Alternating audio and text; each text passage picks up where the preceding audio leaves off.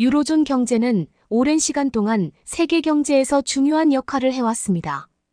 특히 제조업 강국으로 자리 잡은 독일은 유로존 경제를 이끌어왔죠.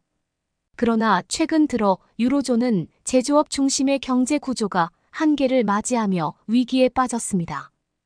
2023년 독일 경제의 침체는 그 상징적인 사건이었습니다. 한국 역시 유사한 제조업 중심의 경제 구조를 가지고 있습니다. 반도체, 자동차, 조선 등 한국 경제의 주요 성장 동력은 제조업에 의존하고 있죠. 유로존의 경제 위기를 반면교사 삼아 한국이 어떠한 전략으로 대응해야 하는지 함께 살펴보겠습니다. 첫 번째 장에서는 유로존 경제의 둔화 원인과 그 배경을 살펴보겠습니다. 유로존의 경제는 왜 제조업 의존도가 높았고, 이는 어떤 한계를 드러냈을까요? 유로존, 특히 독일은 20세기 중반부터 기계, 자동차, 화학 등 제조업을 기반으로 경제 성장을 이루었습니다. 특히 독일은 세계의 공장으로 불리며 전 세계에 수출을 했고, 이는 독일 경제 성장의 핵심 동력이었습니다. 그러나 2020년대 들어 제조업 중심의 경제는 점차 한계를 드러내기 시작합니다.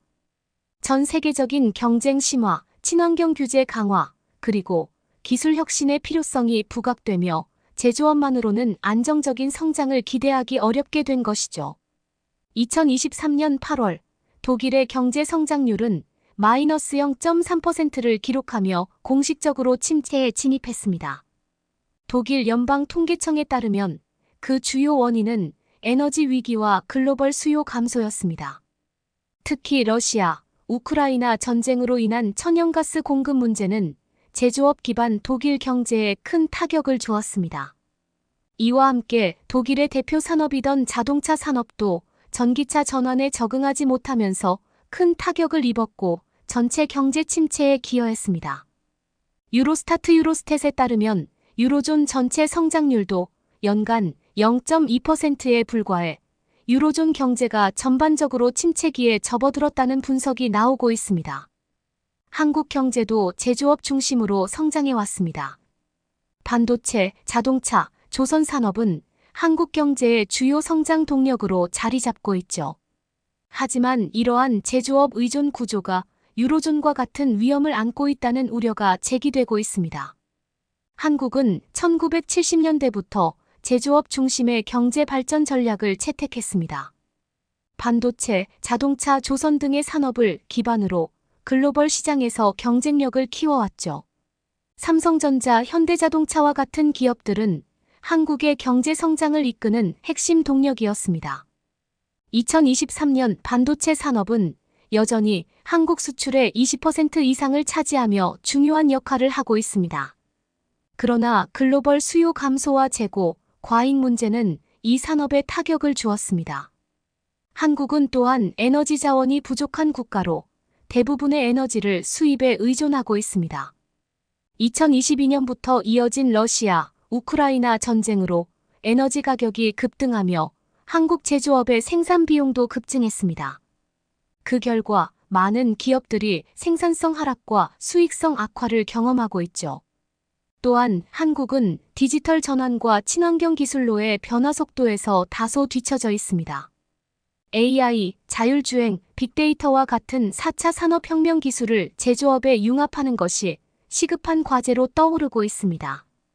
그렇다면 한국이 유로존의 제조업 몰락을 교훈 삼아 나아가야 할 방향은 무엇일까요? 경제 구조의 다각화와 기술 혁신이 그 해답일 것입니다. 한국 경제는 여전히 제조업에 크게 의존하고 있지만 유로존의 사례를 보면 다각화된 경제 구조의 중요성이 더욱 부각됩니다. 한국도 제조업 외에 새로운 성장 동력을 키워야 하죠. 대표적으로 K 콘텐츠 산업은 2023년 기준 수출액이 100억 달러를 돌파하며 빠르게 성장하고 있습니다. K-팝, 드라마, 영화 등의 한류 콘텐츠는 세계적으로 인기를 끌며 새로운 경제 성장 동력으로 자리 잡고 있습니다. 또한 서비스 산업과 IT 산업도 한국 경제의 핵심 축으로 성장할 잠재력을 가지고 있습니다.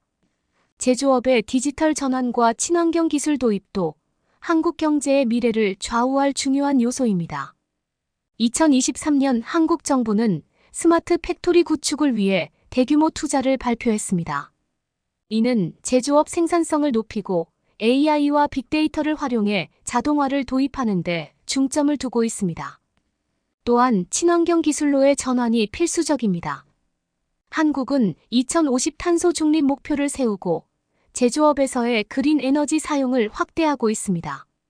이를 통해 한국은 장기적으로 경제적 경쟁력을 유지하면서 지속 가능한 성장을 추구할 수 있을 것입니다.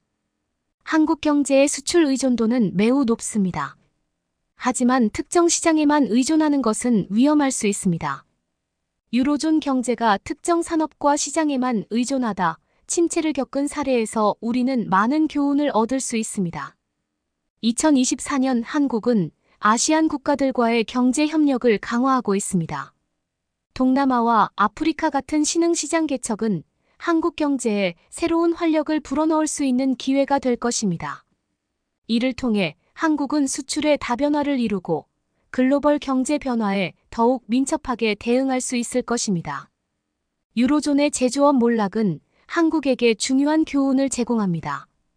제조업에 의존하는 경제 구조는 불안정할 수 있으며 한국도 다각화된 경제 구조를 만들어야 합니다. 또한 친환경 전환과 기술 혁신을 통해 경제적 경쟁력을 유지해야만 미래의 도전에 대응할 수 있을 것입니다. 한국은 유연한 경제 구조를 통해 글로벌 경제의 변동 속에서 지속 가능한 성장을 이루어야 합니다. 이제 유로존의 사례를 교훈 삼아 미래를 준비할 때입니다. 이상으로 제조업 위기의 유로존 그리고 한국의 대응 영상을 마칩니다.